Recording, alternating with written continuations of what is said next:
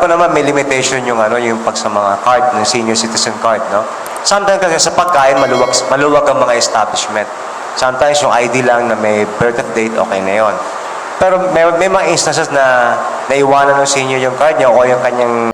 Bago tayo magpatuloy, huwag kalimutang mag-subscribe sa aking channel.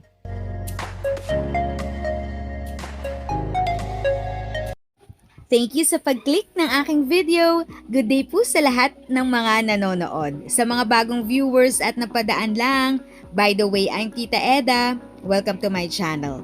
Ang channel na maghahatid sa iyo ng dagdag kaalaman tungkol sa government services, bagong mga balita at informative videos na galing sa legit na resources. Mag-subscribe na para updated ka. alam ko naman may limitation yung yung pag sa mga card, ng senior citizen card, no? Sometimes kasi sa pagkain, maluwag ang mga establishment. Sometimes yung ID lang na may birth date, okay na yon. Pero may mga instances na naiwanan ng senior yung card niya o yung kanyang libreta. O yung libreta kasi hindi available. Tulad sa Quezon City, hindi available ng kanilang yung parang pinipirmahan na booklet. Yon. May mga LGU na walang booklet na available for their citizen na rin. Minsan may mga establishment na kailang bumili. Bawa, cane. O kaya yung socks lang, yung compression socks. Itong mga ganitong bagay, sometimes hindi kinikilala yung ID lang kung naiwanan yung senior citizen ID. Pero kumpleto siya sa doctor's yung reseta ng doktor, ganun. Yeah. Po, sir.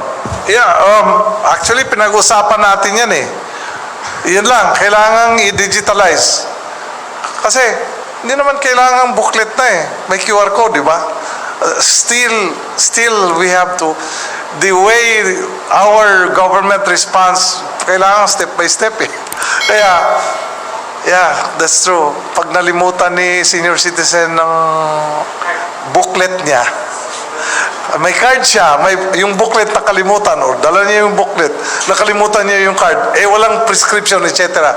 May mga gaps, and we are conscious of this, and we hope that soon, as we improve our sophistication, yung sinasabing digitalization, we'll be able to address this. In fact, kagabi, ang pinag-usapan pangit-pangit naman nung card ng senior citizen. Sabi ko, oy, wag nating panghimasukan yan. Si Mayor ang nag-i-issue nan But I think we can improve even on ang features ng ID ng senior citizen. Kasi nilalagay dyan, pangalan, date of birth, address. Pag nawala yung card na yan at nakita ng iba, hindi may breach in data privacy. So these are the things that we need to improve on. Finally, sir, how are you aligned with the Federation of Senior Citizens? Kasama na po ba natin sa Yes. programa mga ngayon? 100% na po natin silang kasama? Our IRR prominently mentions the Federation of Senior Citizens, and within this month, we will be passing the guidelines over registration. Minsan may mga asosasyon ng senior citizens na nag-aaway dahil wala silang constitutional bylaws. And so we are actually asking all the senior citizens organizations and associations, number one, to define their rules of engagements among them, define a constitutional bylaw, register that so they would have their personality. Minsan hindi tinatanggap ng bangko ang account na ino-open for the senior citizens organization kasi hindi registered. These things are actually being taken care of by the National Commission already. And then moving further into, let's just hope that they will improve their organization. Hindi na mag-aaway-aaway, mag-federate na sila. Then, of course, we are aware that there is a national federation. Then we have to improve the line of communication and the planning of the seniors. Minsan, yan ang isang issue Naghahanap sila na kung saan ang 1%. Sabi ko, bakit? Hindi ba kayo binigyan ng 1%? Sir, wala kaming 1%. Binigyan ba kayo ng t-shirt? Meron po. Ayan, yan na po yung 1%. What I'm saying, this is a sarcastic statement actually, which says, if the senior citizens will not plan their activities, hanggang t-shirt lang sila.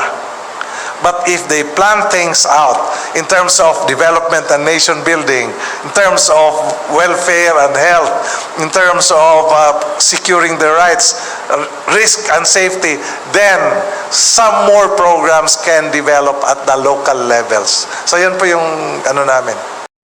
If sa tingin mo, natulungan ka ng video ko na ito, nakasave ka sa oras mo, you can click yung thanks button at any amount ay malaking help sa pag-grow ng channel ko. Yun lang po muna ang aking update. Sana ay nakatulong na dagdag kaalaman ang aking shinare today. Ang goal ng aking channel ay mag-create ng awareness. Kung ganitong mga topic ang gusto mo, panoorin mo ang mga videos ko na ito.